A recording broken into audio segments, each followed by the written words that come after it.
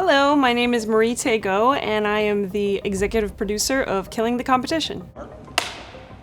So this project came together with Lifetime. They had been developing the script over, I think, 3 years. And Killing the Competition is based on a true story. It's a thriller, and it's about an overbearing mother who meddles way too much in her daughter's life. Stop it, don't think like a loser. You're gonna get in. And with all the hours I've spent helping you with this, you better. And when her daughter doesn't get accepted into her alma mater's dance team, she goes way too far and devises a kidnapping plot.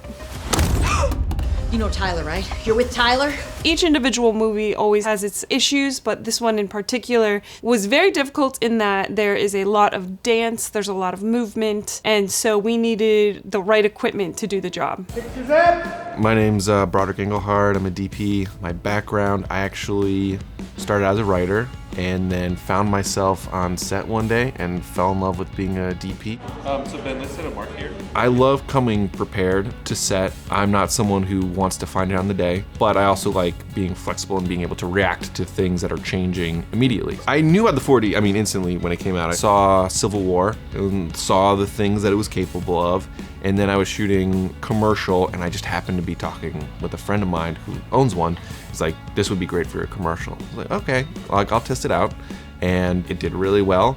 And that was maybe 2 weeks before I got the call from the movie. And then I was like, this is it. This is another great use for the camera. I look for camera systems that are flexible in what they can accomplish. We were looking for some really cinematic lenses that had unique character, and we were able to get a set of Cooke SP3s, which really happy about that. We shot 2 cameras. One was a 4D, one was an Alexa. With the Alexa, we shot Cooke S4s. They matched great. I love being able to get the Cooke look on both 2 different sensors. Our colorists and people watching the movie can't tell the difference. It should probably be I was closer. hoping when you do the close-up, that's when we get that moment. Okay. One of our friends, Mac, who had shot this feature on a boat, used this camera and said it was amazing. It was kind of like a steady cam, but incredibly light and looked extremely professional. And so we brought it on the shoot, and lo and behold, it was perfect for the job. When this movie came along, it was like, this is the perfect piece of gear for what we're trying to accomplish here. Did you like coming in and then going back out and then coming back in? We used the Ronin 4D 8K. We shot ProRes 4:2. We used camera with the flex unit, with the timecode extension, with handles for the flex unit so that it could also be like a handheld gimbal with the body in the backpack. Great. Good. Yep. I love Steadicam shots. With the amount of movement that we need for the film, there's dancing across a football field, there's auditions in a gym. We always have to shoot at a torrid pace on these movies. 95-page scripts in 15 days with a lot of dialogue, a lot of characters, a lot of coverage that was needed. I think the Ronin 4D impacted our shooting habits in that we moved so quickly that we had to be pre-planning more. Like, oh, we're through 3 scenes before lunch, maybe we should pull up the 4th. We were able to move quickly, efficiently, in a way that I don't think we could have otherwise.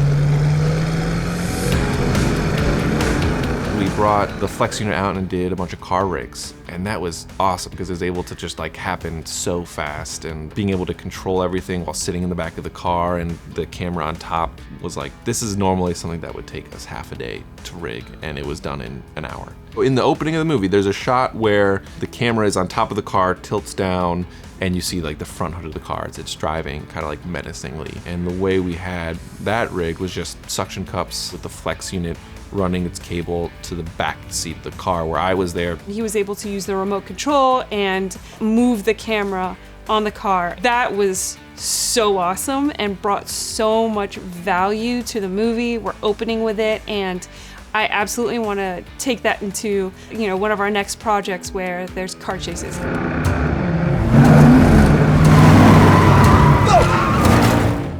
In the climax of the movie, we're in a really, really tight space. It's like a storage unit, and we could only fit the very necessary people, but there is a fight scene. And so having this really tight, compact body in there really helped us because, again, we couldn't move with lots of people stuffed in this tiny little space. Stop! I really see this camera shining in movies or projects that have a lot of movement. I think that being able to kind of use it as a Steadicam benefits everybody. It feels like something that this camera helps you tell stories in ways that no other camera does. After this experience, I definitely plan on using the camera more. I pitch it for pretty much everything. I feel like this camera is for the future, and I fell in love with it.